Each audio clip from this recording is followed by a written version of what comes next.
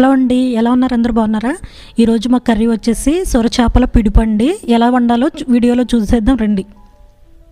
ఫస్ట్గా సొర చేపలను అయితే మనం బయట చేయించుకుని తెచ్చేసుకున్నామండి. దాన్ని అయితే మంచిగా ఉడకపెట్టేసుకుని దానిపైన స్కిన్ తీసేసుకోవాలి.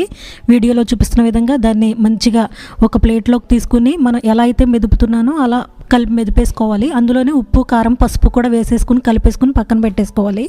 ఆ తర్వాత ఉల్లిపాయలు, పచ్చిమిరపకాయలు, కరివేపాకు అదైతే మాత్రం నేను ఫ్రై చేసేసుకుంటున్నానండి. ఆల్రెడీ వేగుతున్నాయి. ఈలోపు మసాలాకి మనం ఏమి వేసుకుంటామో చూపిస్తున్నాను అన్నమాట. లవంగాలు, చెక్క, యాలకులు, ధనియాలు, జీలకర్ర, వెల్లుల్లిపాయ అనమాట.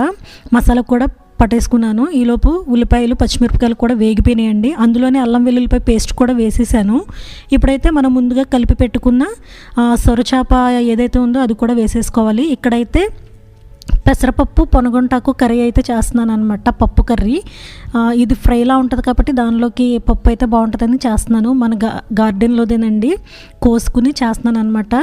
ఈలోపు అదైతే వేగుతుంది. సొర చేపల పిడిపి అయితే వేగుతుంది. అందులోనే మసాలా కూడా వేసేసాను. గార్డెన్లోకి వచ్చి కొత్తిమీర కట్ చేస్తున్నాను అనమాట అండి.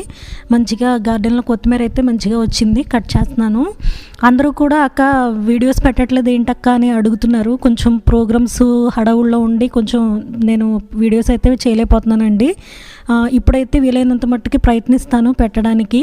అయితే నేను వండిన ప్రాసెస్ కరెక్టో కాదో కామెంట్ చేయండి. ఇదైతే నేను ఫస్ట్ టైం చేస్తున్నాను, అంతకుముందు కూడా ఎప్పుడు వండలేదు. ఫస్ట్ టైం అండి. చూడండి, సొరపిడిపి అయితే తయారైపోయింది. కొత్తిమీర కూడా వేసేసుకున్నాను. చాలా బాగా వచ్చిందండి. మా బాబు తింటున్నాడు, బాగుందమ్మా అన్నాడు. లైక్ చేయండి, షేర్ చేయండి, సబ్స్క్రైబ్ చేయండి. ఎలా వండాలో కూడా కామెంట్ చేయండి.